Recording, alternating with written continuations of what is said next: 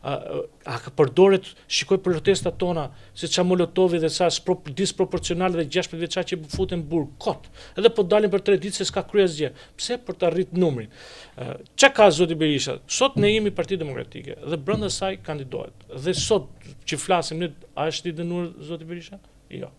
Ka një mas sigurimi që është mbajt më tepër se ç'duhet. Është i akuzuar. Po pra, është i akuzuar. Ka një që mund t'i ndodhi çdo njeriu. Por për Belina Ballukun dhe për gjithë këta të tjerë i kemi çuar në gjykim për korrupsion madhor, për futjen tendra aktualisht dhe për prishjet provave. Çfarë provash prish zoti Berisha sot? Asgjë. Që ka një mas sigurimi. Çfarë prove mund të prishej sot? Që ka e dyta, që të arrim deri te kjo pjesë, zoti Berisha ka lur gjithë kalvarin, se unë kam qenë kundër zoti Berisha dikur. Mendoja që duhet të ishte një perceptim i ri, një frymë e re etj me radhë. Ka vetëm një gjë, përballë faktit, kur ne do shkojmë për të votuar, zoti Berisha ka fituar.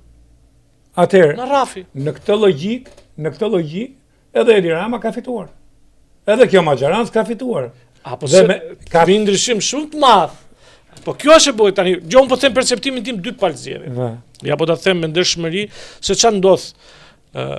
Shokët e mi që unë i kam përfaqësuar në Lushnjë si avokat para se të bëhesha deputet, që janë biznesmen, janë dikush në Lushnjë, pra që kanë një pozicion shoqëror, me Vitonin, sa erdhi Balluku në Lushnjë me Vitonin. Të pinin kafe me mua. Pra gjatë 45 ditëve të cilëve filloi fushat elektorale, nuk aman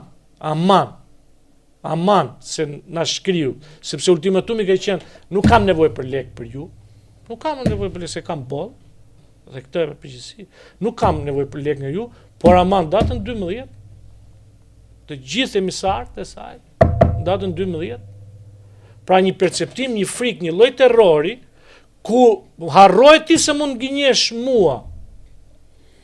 Tani, në qoftë se çfarë të bën zoti Berisha, se tim publik çfarë armë ka zoti Berisha? S'ka asnjë lloj armë. Berisha është opozitë dhe është pretendent për të bërë kryeminist. Apo jo, nëse fiton pozita. Kur në këtë ditë kur nuk ka qenë para një krimi organizuar, ti di çfarë lufte ka qenë 2005-2009.